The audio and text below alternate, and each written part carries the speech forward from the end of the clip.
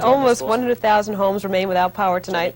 For a week now, people and animals are coping. Susu, I hope I'm pronouncing this cat's name correctly. The one-eyed 23-year-old cat from Blue Hill has managed to stay warm. Owner Les Yonker says he's amazed how well his furry friend is surviving these temperatures. Cat knows more about being cold than I do.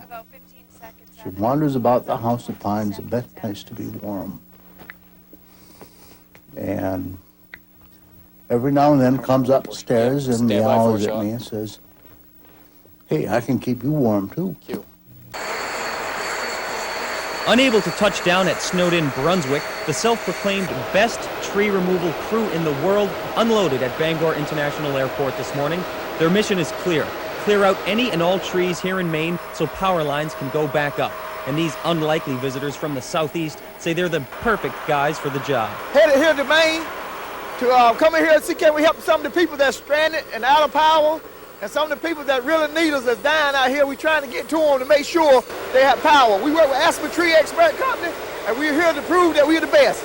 The ice storm crisis has forged unlikely alliances. Neighbors who rarely say hello to one another now rely on each other for basic essentials the way a family would. And today's additional help from Fayetteville, North Carolina is more evidence that when things seem their darkest, America bonds together like a tight-knit family. Yeah, we're going to be up to, this is our job, this is our job, this is our career, 20 years at it, so this is our career here. This is what we do for a living. So you live for this kind of thing? This is our living here. And we appreciate they call us to come over here. And we'll be glad to do what we got to do here. For most of these guys, this is their first and only visit to Maine. But with thousands still in the dark, it's clear this visit is all business. They're not accustomed to this type of weather, but today at least, they weren't complaining. I wish it was summertime, but hope people back there enjoy it. The good weather they got. They better be glad they ain't here. But I hope we do what we got to do here.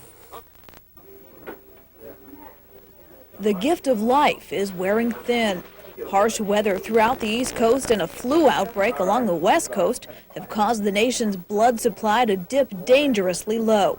Red Cross officials here in Maine say the ice storm, power outages, heavy winds, and sub-zero temperatures have kept people away from the donor centers. I couldn't come for a couple of days because I didn't have power for 7 days. I got it back at 3 o'clock this morning. So I'm on my lunch hour, so I wanted to come over and give blood because I know they need it.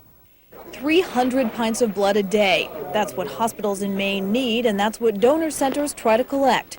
But such harsh weather for such a long time has made it tough to meet that need. So now hospitals are operating at a level that's critical rather than comfortable. If the blood is not available for people undergoing chemotherapy treatments, for premature babies, for dialysis patients, for open heart surgery, those patients become in jeopardy. Officials here at the Pine Tree chapter of the American Red Cross said they've dealt with shortages in the past by having the blood flown in from other parts of the country. But since there's a national shortage going on right now, that gets harder to do, which makes the situation even more critical. In Bangor, Lisa Boxer, Channel 7 News. When your power is restored, who do you thank? Most likely, you're grateful to the crews and bucket trucks braving the cold to put heat back in your home. But there's a landlocked group that deserves some credit too.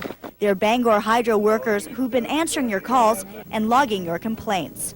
We have hundreds and hundreds of folks who really have worked very hard and have been recognized by the media. One group that doesn't seem to get much recognition are those folks on the other end of the phone. And we've had this center staffed since last Wednesday. Okay, so you've got the line down still? Bangor Hydro's call center has been running 24 hours a day for 9 days now.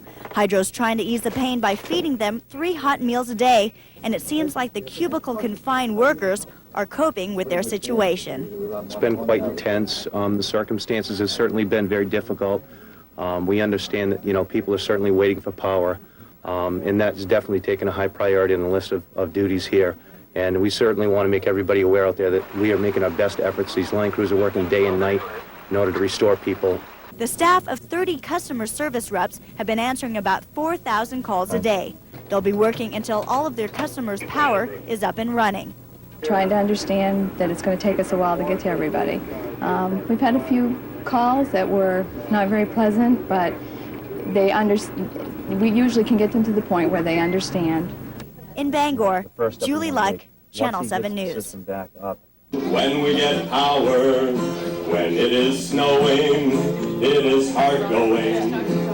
Even more so when wind is blowing. He works on our line, please bring him sunshine. Please don't take our lineman away. Ready? Everybody sing. He is a lineman, a mighty fine man. It's the culmination of a week no one will forget. Downed power lines, frozen homes, and Mainers desperate for shelter and any type of news update. I found it fascinating what WVOM was doing on the air on a case-by-case basis, helping people out, putting food in their mouth and wood in their stove and gas in their tank, and really saving people's lives. It's fair to say just about everyone at WVOM and the Red Cross stretched their abilities to the maximum through the ice storm. A lot of us, both with the Red Cross and with VOM, rescue crews all around the state, have spent 16, 20 hours a day dealing with people in need.